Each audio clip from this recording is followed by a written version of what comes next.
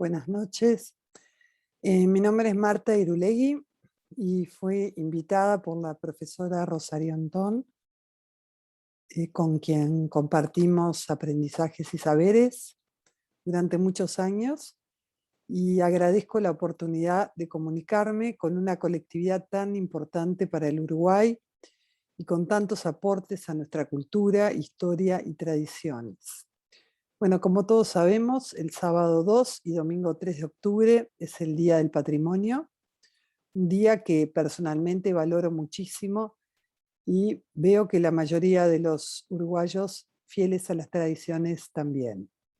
Este año, 2021, la figura a homenajear es el escritor, periodista, dirigente político, ensayista, José Enrique Rodó, cuando se recuerdan los 150 años de su nacimiento. La prosa de Rodó está a la par de Cervantes en España y de Shakespeare en Inglaterra. No es una lectura fácil. Según Román Pérez, de la Sociedad Rodoniana, Rodó fue uno de los escritores más editados y menos leídos en Uruguay, mientras que en el mundo es uno de los autores uruguayos más publicados y más vendidos.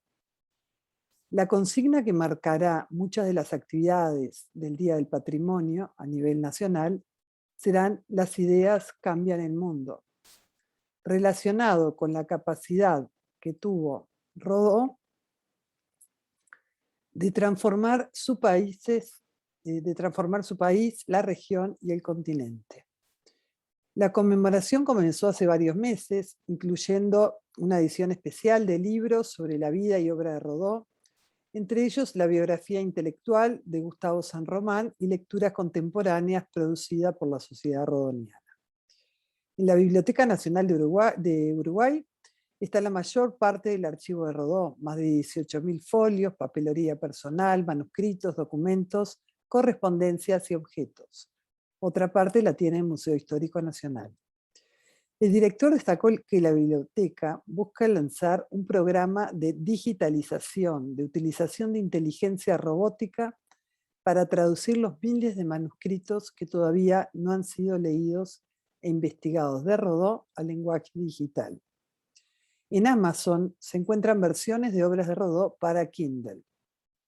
Rodó ha demostrado ser una fuente casi infinita de lecturas, de interpretaciones, de resignificaciones y de diálogos vigorosos. Comencemos por los orígenes. José Enrique Camilo Rodó nació el 15 de julio de 1871 en Montevideo, Uruguay.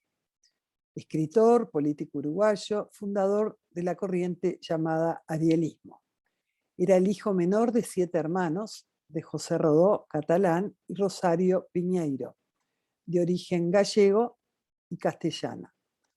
En el libro de Gustavo San Román, publicado por la Sociedad Rodoniana, habla de la genealogía de Rodó, una genealogía que se remonta a Cataluña, Galicia y Castilla-León, e incluye un retrato de sus abuelos pintados por Juan Manuel Blanes, el pintor de la patria, con quien lo unía un vínculo familiar lejano.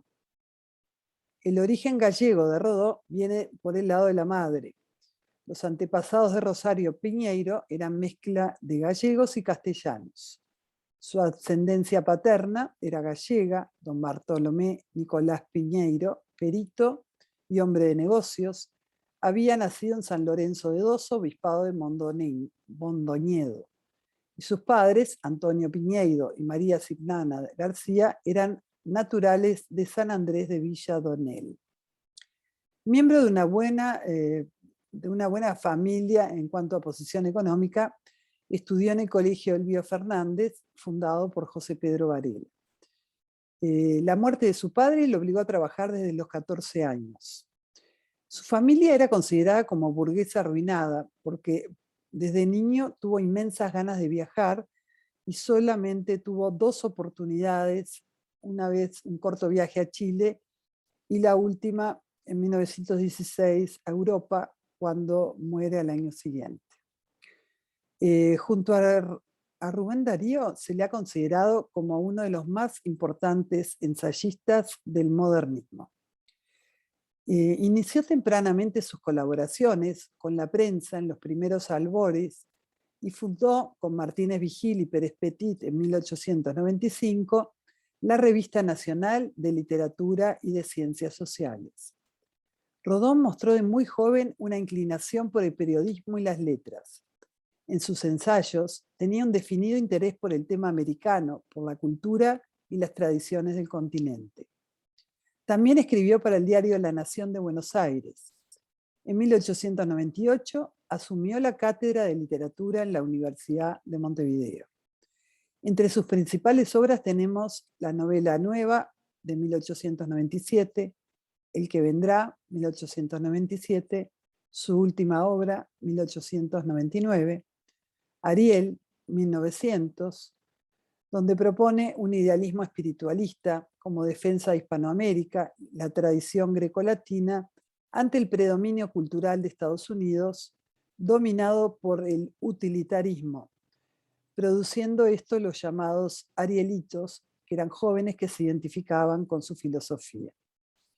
Liberalismo y jacobinismo, 1906, Motivos de Proteo, obra de filosofía moral, escrita en 1909, El Mirador de Próspero, una recopilación de ensayos de escritores latinoamericanos de 1914, El Camino de Paros, publicada póstumamente en 1918, sobre meditaciones y andanzas, Nuevos Motivos de Proteo, publicada póstumamente en 1927. Ariel.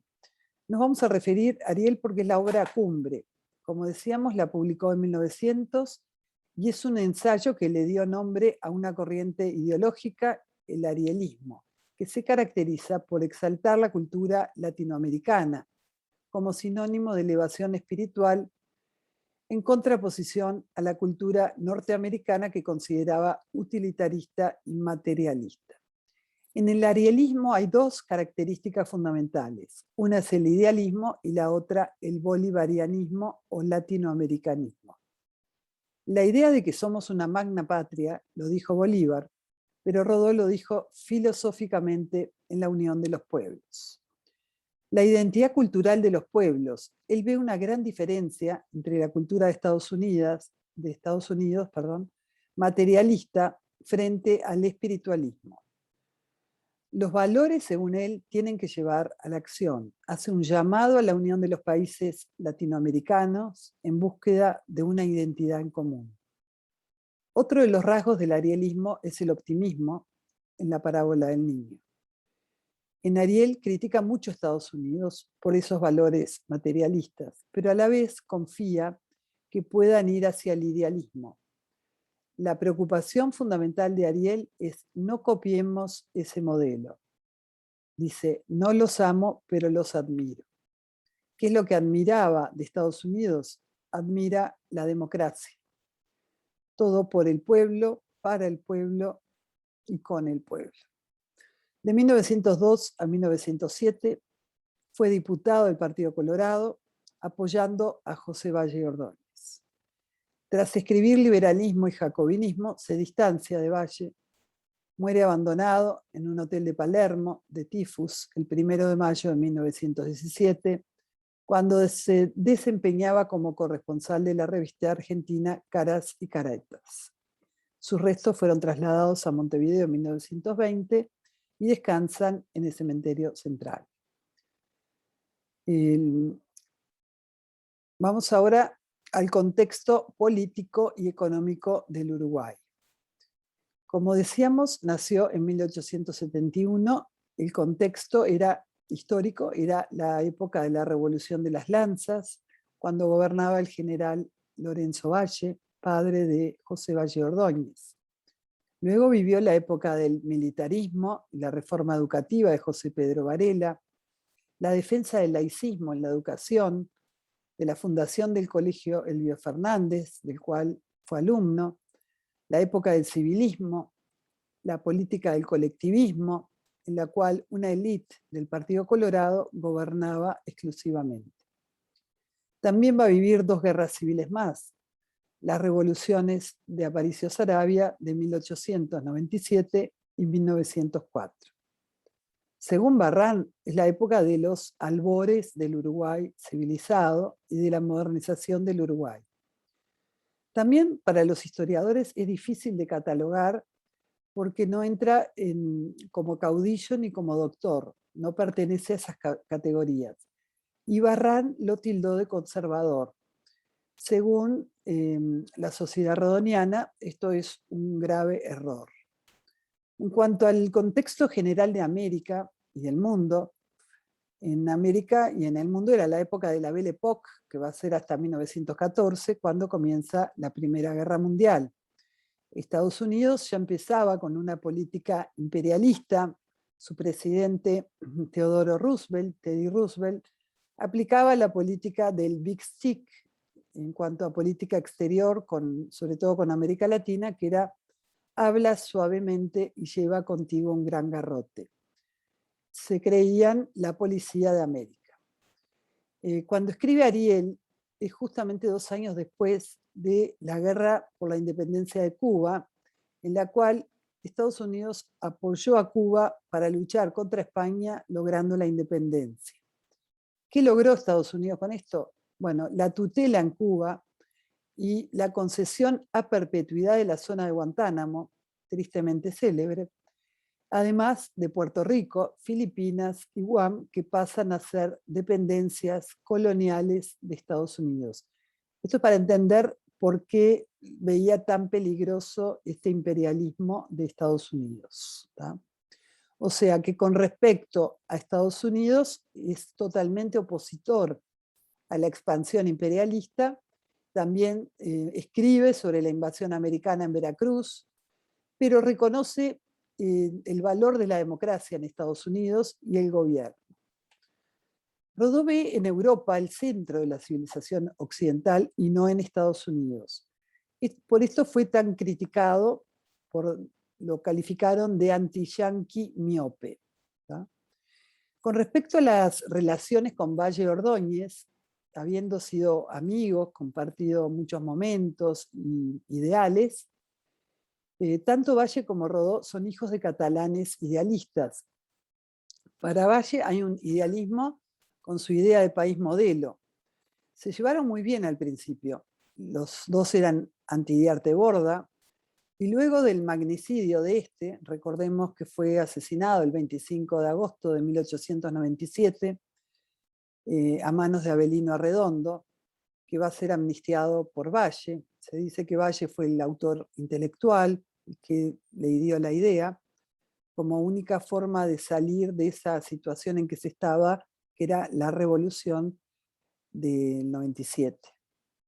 Pero a su vez ambos querían salir, tanto Rodó como Valle, del colectivismo, van a apoyar a Cuestas, y luego Rodó va a votar por Valle en 1903 y en 1911. O sea, lo va a votar en esas 2 presidencias, y recordemos que la constitución que estaba vigente en esa época era la de 1830, por la cual la Asamblea General votaba al presidente, no era la ciudadanía que votaba al presidente. Luego las cosas empezaron a cambiar. Él ve acciones de Valle que no le gustan, por ejemplo, cuando quita los crucifijos de los hospitales.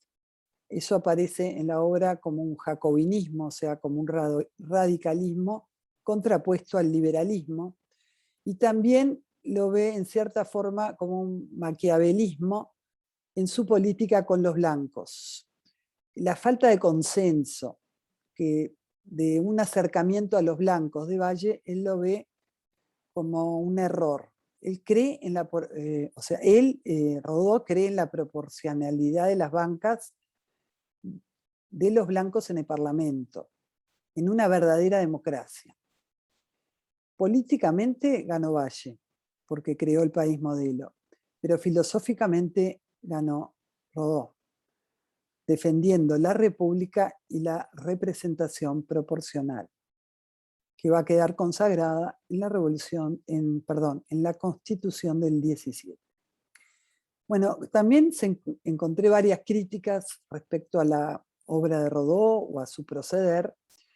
Una de ellas es de Carlos Real de Azúa, que en su obra El impulso y el freno se refiere a las 3 décadas del primer vallismo y dice que Rodó es uno de los principales ideólogos del freno a Valle y Ordóñez y que habiendo sido amigo y del Partido Colorado, termina distanciado. Ya dijimos que, sobre todo, aparte de la parte que no compartía con respecto a la secularización del Estado, se oponía a la visión hegemónica que quería imponer José Valle Ordóñez y la predominancia absoluta del Partido Colorado en los destinos del país. Rodó cree en un sistema más democrático, más abierto. Bueno, esto ya creo que ya lo hablamos, pero estaría bien recordarlo. Es uno de los autores más editados y menos leídos en Uruguay. Otro que escribió sobre Rodó fue Carlos Quijano. Ya en el semanario Marcha, en 1967, se demuestra como un ferviente arielista.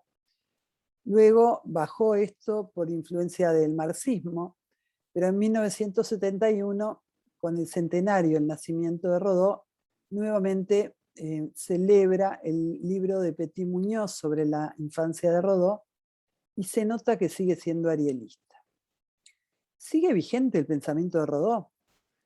Cada vez más en este siglo XXI se habla de meditar, de buscar la vía interior, de balancear el trabajo, lo material con lo espiritual y lo trascendente. Se habla de la importancia de la educación, de la ecología. Por eso el pensamiento de Rodó es vigente. Es un llamado a no ser tan materialistas en un mundo cada vez más consumistas. Hay un epígrafe de Rodó en la obra de Vargas Llosa, El sueño del Celta, que dice: cada uno de nosotros es sucesivamente no uno, sino muchos. Y estas personalidades sucesivas que emergen las unas de las otras suelen ofrecer entre sí los más raros y asombrosos contrastes. Otra cosa que se le critica a Rodó es que no menciona a lo amerindio. También se le critica que él era un afrancesado y se le decían que era un pichón del filósofo Renan. Bueno, pero se convirtió en el primer ensayista a nivel internacional, es de los primeros que habla de la cultura latinoamericana y no desde un arquetipo europeo ni a semejanza de Europa. Tuvo un gran mérito, nos advirtió de los peligros que acechaban a la identidad del pensamiento latinoamericano, al genuino ser de Latinoamérica, al avisar de la avanzada de Estados Unidos en el Caribe. ¿De dónde salió el nombre Ariel? Bueno, Ariel surge de una novela de Shakespeare llamada La Tempestad, que se desarrolla en una isla del Caribe, donde Ariel representa el espíritu del bien y Calibán el mal. Pero en el Ariel de Rodó se hace un aporte global. Habla del mundo como un enorme organismo moral dividido en almas nacionales. Entre esas almas nacionales están las almas latinoamericanas. Y hay que construir, dice Rodó, un pensamiento filosófico propio y construir un alma escrita en lo referente a nosotros. ¿Y qué somos nosotros? Tenemos que encontrar nuestro propio camino. Es la postura filosófica también de Andrés Bello cuando dice: jóvenes latinoamericanos, aprended a pensar por vos mismos. Aprended a pensar por vosotros mismos, a ser originales, porque no nos queda más remedio. Solo el pensamiento auténtico sobre los problemas propios da solución a los problemas propios. Estos son los aportes de Ariel, y Arturo Ardao dice que Latinoamérica empezará a preocuparse de revisar la historia de nuestra cultura y sacar de allí los temas para elaborar los múltiples desafíos de nuestra cultura. Con respecto a la generación del 900, dijimos que pertenecía a la generación del 900, esa generación llamada modernista, con un ambiente espiritual caracterizado en la vida de la cultura, con lo controversial, lo caótico, con un liberalismo, a la vez un tono doctoral, universitario. Pero los hombres de 900, Va Ferreira es la excepción, no son universitarios, sino autodidactos. En este sentido, Rodó tal vez sea el más representativo. Y ello puede ayudar a comprender que nunca constituyeran un grupo ni establecieran entre sí relaciones de estable y verdadera amistad. Cuando polemizó, por ejemplo, sus diferencias con Manuel Ugarte, lo hizo con altura y con argumentos y no con improperios como otros de ese grupo acostumbraban a hacer. Aunque los otros 8 escritores, Horacio Quiroga, Javier de Viana, Carlos Reiles, Roberto de las Carreras, Eduardo Baferreira, Delmira Agustini, Julio Herrera y Reisig, Florencio Sánchez, de primera línea que integraron la generación del 900, nunca llegaron a reconocer el liderazgo de Rodó. Es evidente que en la época de su muerte, y aunque solo habían desaparecido Sánchez, Herrera y Reisig y Delmira Agustini, él era el escritor uruguayo de mayor prestigio, no solo en el ámbito nacional, sino en toda América hispánica e incluso en España, donde la alta estima que pese a ocasionales desacuerdos evidenciaron por su obra escritores como Unamuno o Leopoldo Aldas, significó para Rodó la posibilidad de un reconocimiento intelectual generalmente escatimado en la península a los escritores latinoamericanos. En cuanto a la personalidad, esa idea de que era un hombre triste, melancólico, que murió solo, enfermo de tifus, se contradice con las crónicas y el diario de viaje cuando fuera corresponsal extranjero a Europa de Caras y Caretas de Buenos Aires. El 22 de julio de 1916, Caras y Caretas dedica una página entera a anunciar José Enrique Rodó, nuestro nuevo corresponsal en Europa. Exclusivo, destacan, que ha sido el propio escritor quien ha elegido el semanario para mandar sus impresiones de viaje. Rodó le ofrecía a la prensa argentina un nombre de prestigio, valorado por los lectores y también por los periodistas, que lo reconocían como uno de los suyos, pero a la vez no lo veían como una competencia por ser de otro país y vivir en otro país. Para Rodó, a diferencia de otros escritores latinoamericanos, que también fueron corresponsales, la crónica no fue un elemento de profesionalización porque él ya era un escritor asentado. Tampoco la noticia o la novedad van a ser la característica principal de sus reportajes. Cada una de las notas que envió fue rigurosamente pensada, preparada, investigada, con un denso capital cultural que le sirvió como argamasa en su elaboración.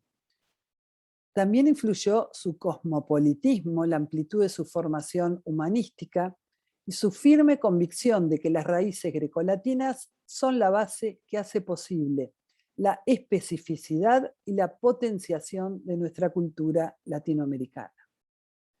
Otro aspecto interesante que surge del contraste entre las crónicas y otros documentos del viaje es el claro límite que Rodó establece entre lo público y lo privado.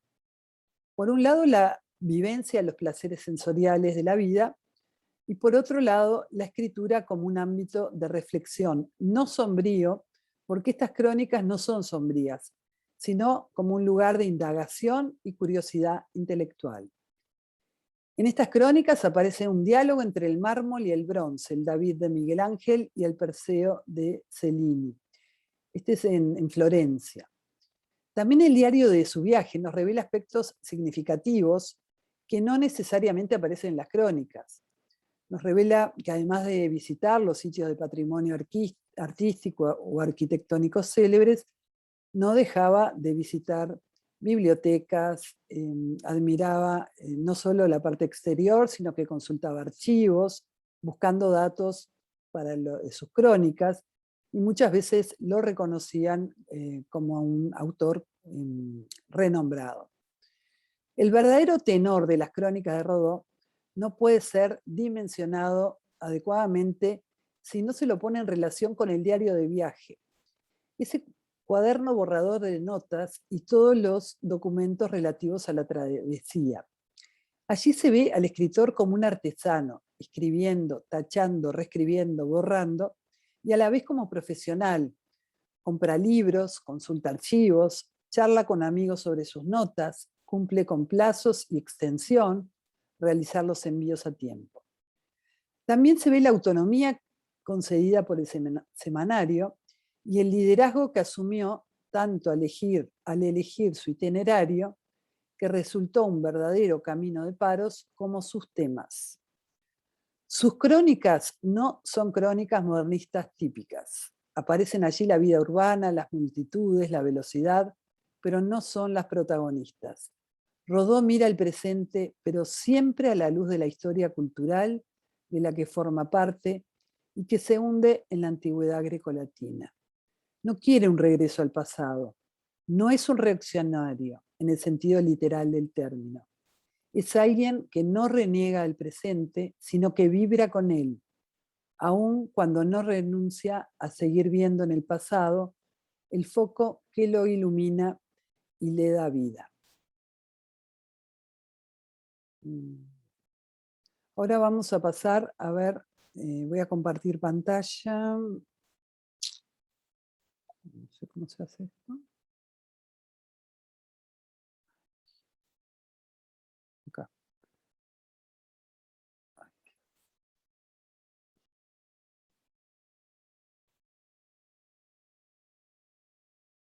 Para ver un PowerPoint que preparé con fotos e imágenes de Rodó.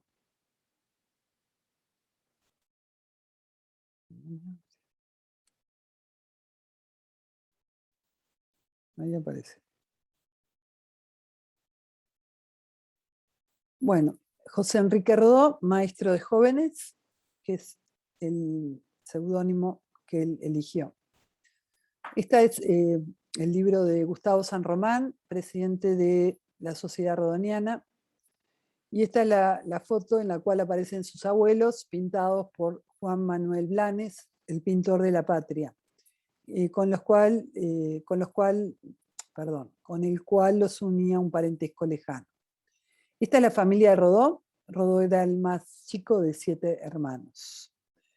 Esta es la casa quinta en la que pasó en su infancia varios veranos.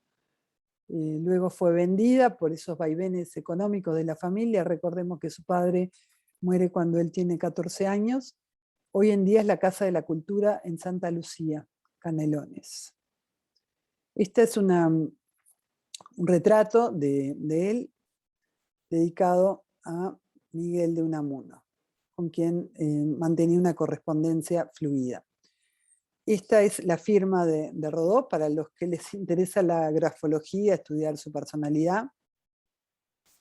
Y acá hay una frase de Rodó que dice: los gobiernos que han pretendido sofocar la voz libre de los pueblos han muerto asfixiados, apenas se ha hecho el silencio que apetecían. Y es un Rodó joven el que aparece acá. Este es un Rodó ya maduro. Recordemos que muere a los 45 años. Esta es una tapa de una versión bastante nueva de Ariel, que está en versión Kindle, que la vi en Amazon. Este es el breviario de la juventud de Ariel, maestro de juventudes, con esa frase: la democracia no es una meta que se pueda alcanzar para dedicarse después a otros objetivos, sino que es una condición que solo se puede mantener si todo ciudadano la defiende. Uno de sus libros, El camino de paros, Parábolas y otras lecturas. Esta es una edición nueva, la biografía intelectual de Gustavo San Román, a quien mencioné bastante. Este es el libro de Benedetti, Genio y figura de José Enrique Rodó. Esto es la primera vez que aparece en Marcha, en 1967, en la cual Carlos Quijano se muestra como un arielista. Y este es, en 1971, vuelve a aparecer en la tapa del semanario de Marcha. Esta es una de las caricaturas en esa publicación argentina, Caras y Caretas. Y acá vamos a ver algunas caricaturas. Ahí está como un discóbolo tirando bueno, el disco, otra caricatura. Esta me pareció bastante divertida porque dice América hacia el siglo XXI de la mano de nuestro mayor creador. Y ahí nos está saliendo como de, parece una ventana de un bar. Y dice, homenaje a un contemporáneo. Para Rodó, más alto que la patria está la idea de América como una máxima patria, con sus héroes, sus educadores y sus tribunos.